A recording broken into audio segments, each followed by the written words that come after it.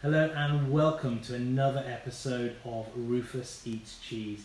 In front of me is the beautiful, the decadent, the luxuriant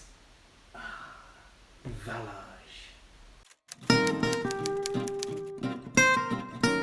As some of you may know, this cheese is a triple crème, so it follows fairly standard production techniques for a soft cheese, except for one thing. Plain whole milk straight from the cow is not enough, so they top this one up with cream before they begin the cheese making process. This has a butterfat content of 75%, which is extraordinary. And you can taste it. As you can probably tell from what I'm saying, I have had this cheese before. It is absolutely magnificent. I do eat mine in a slightly different way. So this cheese is produced in the little French village of Chevignon in the Champagne region.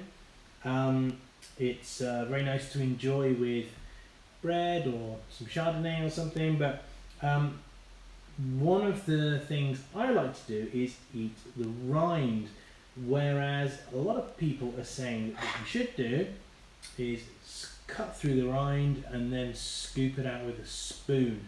And I've never tried that because I actually really like the rind. So first thing we're going to do is we're going to scoop out some straight from the nose, which is a big no-no in my book, but let's give it a go. We're going to go straight in and try this. Oh, just look at that. Get a little bit more on there, I think. I want to be able to taste it, don't we? Look at that. Oh, that is incredible. If you're lucky enough to live in a country that has a good culture with cream, and you can get different kinds and grades of cream, you will recognise this scent. There is no hiding it. It is just cream. That's all that's really coming through at the moment.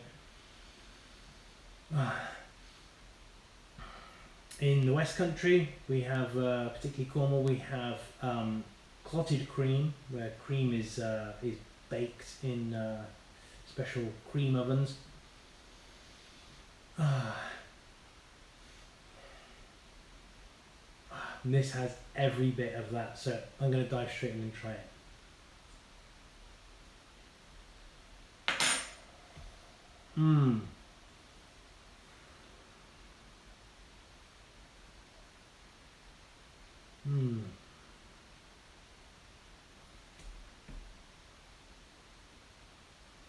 Wow. I've had this before, several times. But that is extraordinary. If you like cheesecake, think a cross between a New York cheesecake without any flavour, just a plain New York cheesecake in texture, with clotted cream and butter, and at the moment I'm not really here they come. I'm just starting to get some lactic, a few dairy notes in there. Before then it was all cream, just cream. That is absolutely exquisite. I can see why you might want to scoop the middle out and stick it on some bread or something. It's absolutely beautiful. However, I rather like the rind, so I'm actually going to cut a piece off here. Oh, look at that. It's like it can't decide whether it's a solid or a liquid, but it's also at the same time it's not wet. because it has so much fat in it, it's not like Roquefort where you have this very soft cheese and quite a lot of liquid with it. This is still very much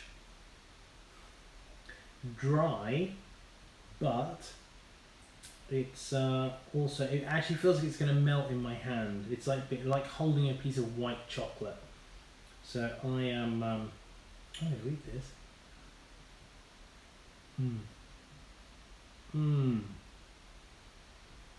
All that amazing cream taste. That is absolutely magnificent. And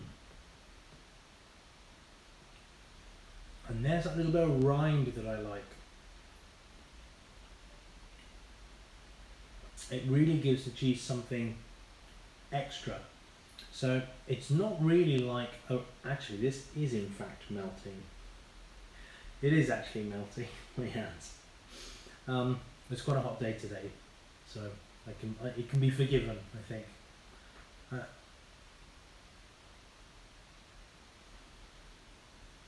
The rind is quite firm, but in terms of its taste, it's like the youngest of young bries. A brie that almost has no cheesiness about it. It's that kind of level. But it goes so beautifully. So beautifully with that incredible richness inside.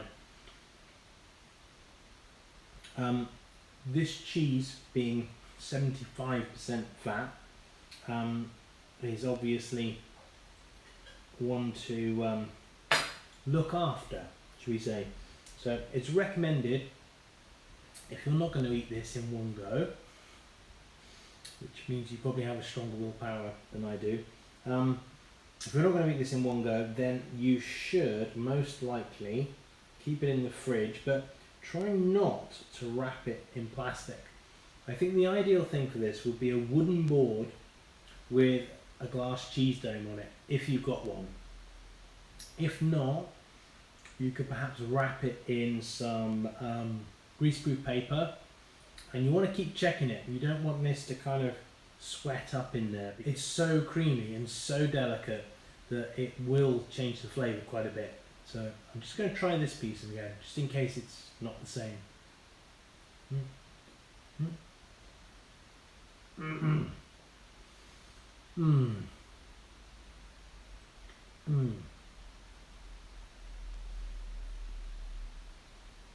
I'm getting clotted cream, richness, absolutely exquisite. There is that hint of soft cheese, if you like your soft cheeses, very young and fresh, but without any of the lactic notes. They come in much later. It's now changing from rich cream, it's becoming more buttery.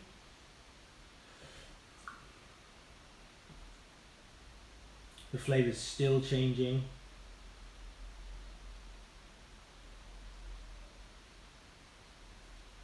Still buttery.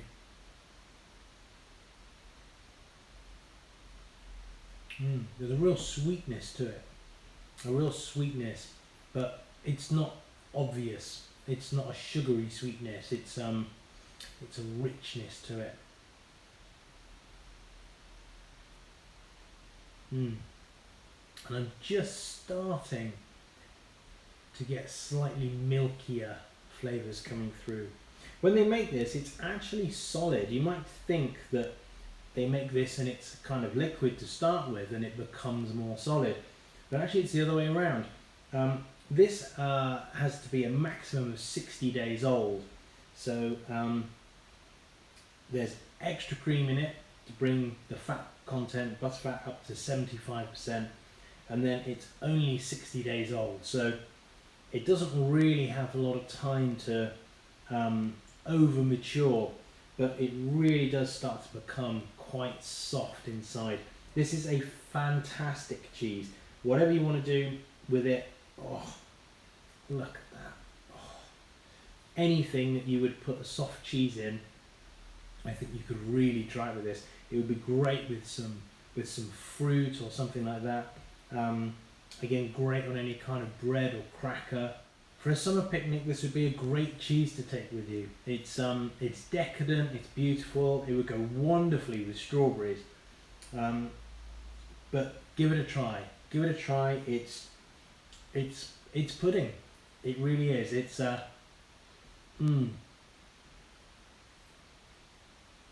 Often cheeses are made for a particular reason. So to preserve the milk from the summer, or they're designed to be from another process, such as the Dorset Blue Vinny. So the cream is all used for butter making, and there's a lot of skimmed milk left over. So Dorset Blue Vinny is made with skimmed milk. This is the exact opposite. This is purely made for the joy of the cheese. Beautiful fresh milk from Chevignon, and then they top it up with cream. So you can't argue with the process, I don't think. If you've tried this cheese on a picnic or with some fruit, or you've made a dessert with it, which sounds like a fantastic idea, let me know in the comments down below. I would really love to know what you think of it. Anything where you're going to use mascarpone or any of those kind of soft cheeses, give this a try instead.